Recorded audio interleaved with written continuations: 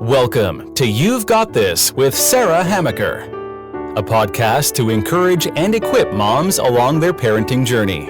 Join Sarah each week as she interviews dads and moms like you and discusses the joys, challenges, and rewards of raising kids.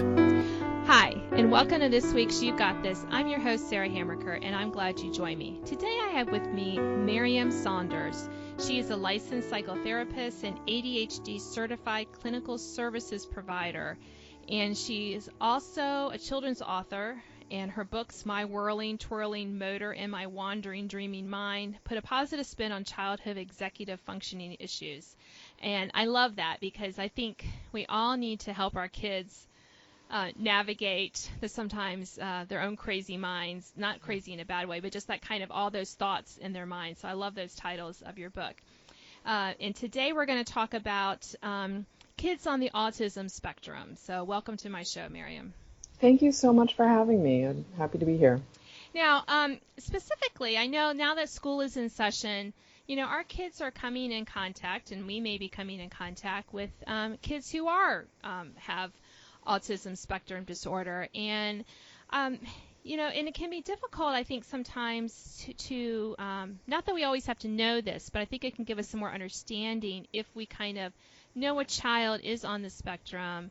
We can kind of maybe be more supportive to the parent and to the child, which I think is so important. We should all be wanting to, you know, help and support our kids, whether they're ours or our neighbors. So can you talk a little bit about maybe what kind of behaviors these kids may exhibit? Yeah, absolutely. And I love that focus of really wanting to step in and help. You know, the autism spectrum disorder is called a spectrum disorder for a reason. I think it's important to understand that not all children are going to present with the same kinds of behaviors and the same kinds of issues, and there's a great range from, you know, very high functioning behaviors to children that struggle with some more difficult issues. But the commonalities are generally a difficulty with social interactions, and that might be anywhere from a misunderstanding of social cues all the way to an inability to communicate vocally,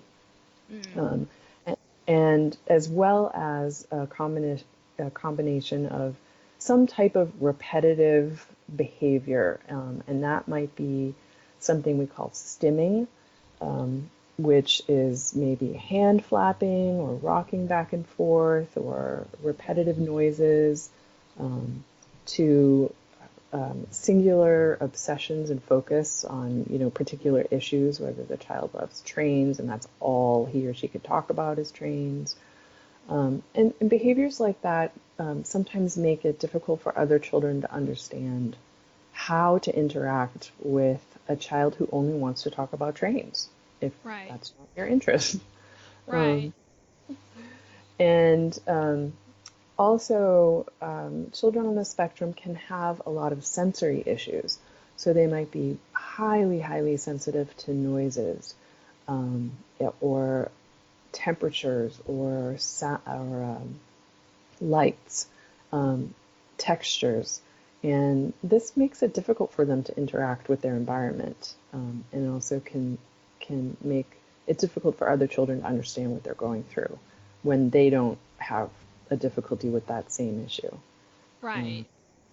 Right. So you might see some children on the spectrum using headphones or earmuffs or some kind of noise canceling headphones in a classroom setting, which, you know, can also sort of isolate. Right. Yeah. And I think too, you know, kids don't even, you know, whenever your age of your child, anytime someone looks a little different, sometimes that can be scary to a child. And so just kind of, you know, helping them talk through some of these things, you know, saying, oh, you know, yes, I see that Bobby does wear headphones in the classroom. And that's, you know, he may have, the loud noises may really bother him. And just the kind of, instead of just saying, oh yeah, that's kind of weird, or just not ignoring it, or just not bringing it up, I think we can help our kids, to think about that empathy for others. Absolutely. And sometimes by bringing it back to your own child's experience, you might know that, maybe your child likes to sleep with a nightlight or really dislikes certain foods, You can bring it back to their experience and say, it's a little bit like how you hate peas, you really just don't want to eat peas. Little Bobby, who's on the spectrum, also dislikes loud noises. Right. So if you can relate it in that way to we're all different and our differences they're not the same. No, and they're not. And just that kind of, and I love your example of, just relating it, because there's all kinds of things our kids don't like to do or they prefer not to do. And when you can remind them, yeah, I know Johnny only wants to talk about trains, but, there are subjects that you really love, and that's the only thing you can talk about. Because all kids, no matter who they are, go through stages where all they want to talk about is one thing. Right. It's not. Yeah. And I know that some kids on the spectrum, that can last for a lot longer period of time, and it can be all consuming. But there is some relatability there, if we just take the time to kind of go, right, and here's how you can have a conversation with him about that. Absolutely. I think another misunderstanding about children on the spectrum is that they have no empathy or don't necessarily they're not in touch with their feelings. And that couldn't be farther from the truth. The reality is that this is a disorder that involves an understanding of other people's feelings in a given moment. And that's because they have difficulty reading facial expressions and social cues. But once they understand that the feeling is there in the moment, they're absolutely able to empathize and really feel for another child. So oftentimes, because it's so difficult to understand social situations, a child on the spectrum might remove themselves from that situation. And so it might appear that they don't want to have friends or are staying away from other children, but that also is so untrue. They really do want that social interaction. They want to have friends. They just don't really understand how to go about it. It's not a skill that they were born with, that was innate to them. It's one they have to develop and learn. Right, and I think that's a great point, because whether the kids are on the spectrum or not, I always try to encourage my children to be that friend for those who maybe don't have many friends or not sure how to make friends. Whether, I live outside the Washington, D.C. area, and we often, especially in an elementary school, often there'll be families who will come where the kids speak absolutely no English. Mm-hmm. And that can be just as isolating, right? There's not that language, and it's encouraging, our kids, hey, you can play with them on the playground. You don't have to speak their language. And just that kind of reminder to kind of try to be that friend. Not that they have to be best friends and do everything together, but sometimes just reaching out and sitting with someone at lunch, or these really small gestures, I find, can be, it's not like a huge commitment to say, why don't you sit next to him in lunch? Because sometimes our kids will mention, well, such and such doesn't have any friends or whatever.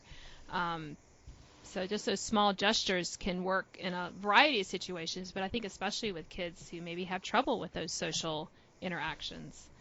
Absolutely. And to encourage our children not to give up, too, because, the first overture the child might make, do you want to come sit with us, might be met with a no, because the child on the spectrum is just sort of uncomfortable with that and doesn't know what to do about it. But, don't give up, and remember to invite them to the birthday parties, and go to their birthday party if you're invited, because that's one of the most painful things, is these children tend to get left out and forgotten about. And sometimes other children don't necessarily want to be associated with the child who's different. It's right.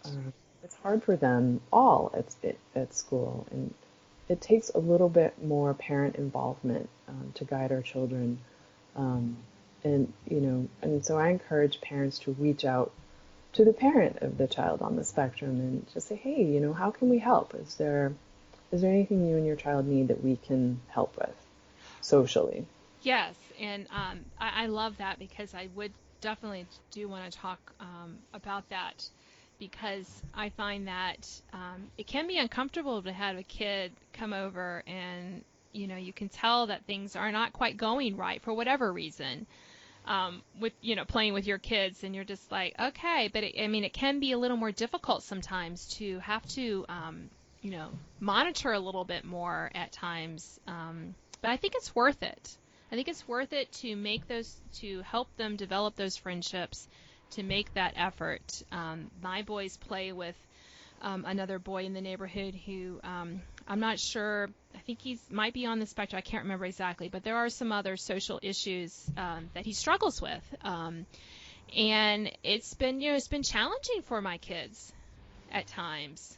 But Right, because yeah, yeah, they just want to play. right, They don't necessarily understand how to react to a child who's maybe, you know, struggling with sensory issues or having difficulty transitioning from one activity to the next. right, right. And they have persevered. And it's been several years now, and now they're really used to each other, and the mom often tells me how sometimes she's almost like in tears, that she's like, it's the only place he can go and play where he feels like he could be himself. um and and that, of course, that always makes me cry too, because you're like, oh, it's just, but I think it is important to kind of, there were times when it was really kind of uncomfortable to have him in our house, or several years ago, when he was kind of, they were diagnosing and going through some bigger issues, and it was kind of uncomfortable for my kids, and it was a little rocky at times, but we were glad that we were able to persevere and able to really, because they're all really great friends now, which is really so sweet. And sometimes we forget as adults how important those friendships are for our kids. Yeah, that's a wonderful story, and you really can make an impact in another family's life. Just as much as the child might be feeling isolated at school, the parent, mother or father, it's probably feeling equally isolated. It's not necessarily what we, signed up for as Mm, parents when we have a child who's not neurotypical, and there can be a lot of feelings, guilt, a sense of failure as a parent. Was there something I did? And then an envy of parents with neurotypical kids, and then you feel guilty that you feel envious. Um, so just having other people that you feel safe with, and that welcome the parent with the child on the spectrum can make such a huge difference in a family's life. yeah, and I think that just kind of is something that we as society, I'm hoping that we're kind of swinging back into the inclusive, uh, inclusive type of mindset collectively, because just like it's the kid who has a wheat allergy, making sure that they have something to eat at a birthday party that you're hosting. You should just make sure that kids with on the spectrum are comfortable in your home, that and it doesn't take, I think we have to rearrange our whole entire lives to make these things possible, right? But I don't think that's the truth, right? I mean, there's small things we can do, um, to make kids and their parents comfortable, right? I mean, we don't have to, like, you know do big huge things to change the way that we invite kids into our home. Right, absolutely. I mean, just inquiring to the parent, are there any special concerns I should be aware of? And usually she might just say, oh, well, he really hates bright lights or loud sounds, and transitions can be difficult, so just give him plenty of warning if you're moving from one thing to the next. And if he constantly talks about trains, it's okay to say, hey, can we talk about something else? Trains are great, but let's talk about this. And that actually helps the child too, because this child, one of the things he may need to work on is understanding that not everyone wants to talk about trains. It's Right. okay to talk about other things. So that can be Right. helpful. Yeah, and just the freedom to say, yeah, you can tell them in a nice way, hey, let's change the topic, you Right. know, or we're tired of playing this particular game that we've been playing for the past hour, so we want to play something else. And just helping your kids learn how to say that in a way that's both kind and expresses their concerns or their feelings as well, I think can be good. And then, just knowing how that other kid is going to react by having conversations with the mom. I remember with this particular boy, I remember asking her mom, I said, yeah, sometimes my boys they're just fed up. And so is there a better way? I mean, I don't want him to feel like he's unwelcome, but sometimes they're just like, oh, there's just, how kids get when no matter what the Absolutely. kid is when they're playing together. So she was able to give a few little tips on just how to say it in a way that, the kid didn't misinterpret. Um, and think that they didn't like him. They were just tired of this particular way of playing, for example.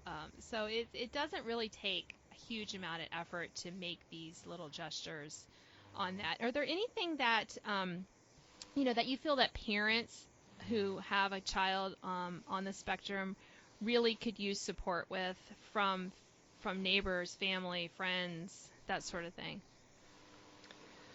I think, above all, it's empathy, not pity by any stretch of the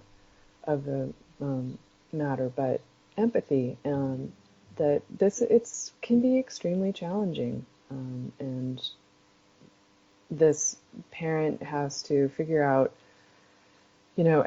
three steps ahead, what might they be anticipating that they can get ready for, because their child can't really roll with things. There's a rigidity, and there needs to be structure and routines, and they can get set off very easily, and there might be big tantrums and emotional outbursts. And never ever imagine that this parent, if they just parented differently, this child would behave differently. Or Mm. there's just no need for judgment. This parent walks through their world feeling very judged.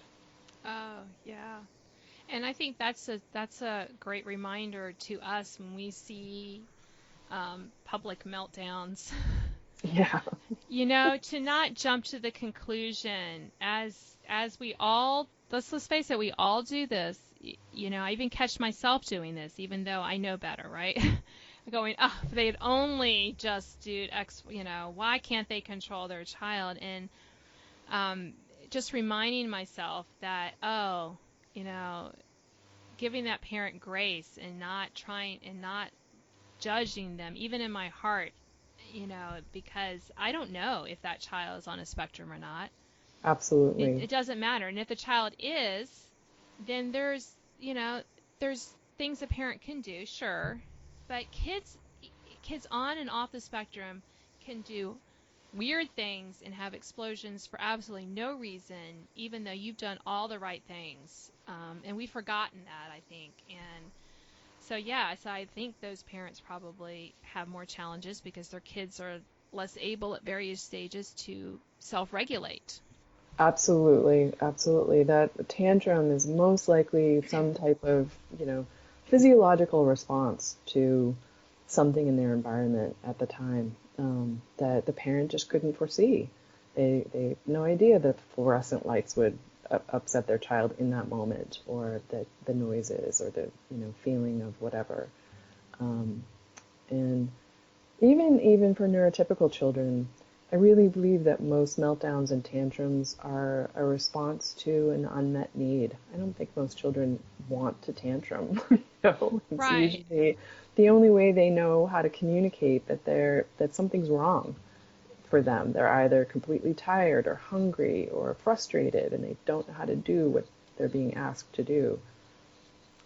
Right. And, or being exactly. And just the note that in the moment when the tantrum is happening, the best thing I think we can do is not stare at them, right? If there's a way we can help, like occasionally in the grocery store, if I'm there and I see a mom with a kid who's tantruming, I will say, can I take your cart for you over here? Can I watch this or something, if I'm able, or just the kind of be available if necessary. If they have another child, sometimes I'll talk to the other child while the mom is doing that, because that can be upsetting if the mom seems okay with that. But just those kind of, support if we can, but don't add to it by standing there staring at the at the mess on the floor. That's the child. I think would be so I good. love that you do that. That has so much compassion, and that's exactly what that mom might need in that moment, is just to feel supported by a stranger that, hey, I get it. We've all been there. Yes. And the truth of the matter is, Miriam, if any of us who have kids and we've ever taken those kids in public, we have had a meltdown. I mean, I don't care how well behaved your children are. Every child at one point in their life is going to have a public meltdown. Absolutely. And sometimes they're really little, sometimes they're bigger, and so we've all been there. Let's just own it and have that compassion for that child and that mom or dad they're trying their best. They are. They really are. And, for a parent with a child on the spectrum, that meltdown might be something that happens repetitively throughout their day. Mm-hmm. It's just so where we might be dealing, once a week with a public tantrum, this is just something that's constant for them often. So having that compassion. Right. Yeah. Are there any other things that you wanted to share about, as we can help parents and kids on the spectrum? Oh my gosh, there's just yeah. we have time for like one more short one, Mary. I don't even know how I could choose at this point. Yeah. Yeah. I guess just if you do know of a child in your class, honestly, the earlier the better. So if you have a young child just starting kindergarten, I would really encourage you to seek that the other child out, because the earlier we can introduce our children to child with differences, the easier it is for them to accept it and incorporate it into their lives as something that's just expected. It's oftentimes more difficult to get older children to accept children's differences. So start young. Yeah, no, that's great advice, and just that encouragement to our kids to to be a friend when they can, in the classroom and in the neighborhood and wherever they go. So that's a very positive note to end on. So thank you so much for being my guest today, Miriam. Thank you for having me and allowing me to talk on this very important topic. I appreciate it. Yeah, you've been listening to You've Got This. I'm your host, Sarah Hammerker, and my guest today was Miriam Saunders. She is a licensed psychotherapist and ADHD certified clinical services provider. And you can find out more about her, and she has two wonderful picture books that put a positive spin on childhood executive functioning issues. Her website is listed along with this podcast, so check her out. And thank you for joining me. I'll see you next week. Thanks for listening to this week's podcast of You've Got This with Sarah Hammerker. Sign up to receive notification of new podcasts and listen to previous editions at sarahhammerker.com. Until next time, remember, parenting might be hard sometimes, but don't worry, you've got this.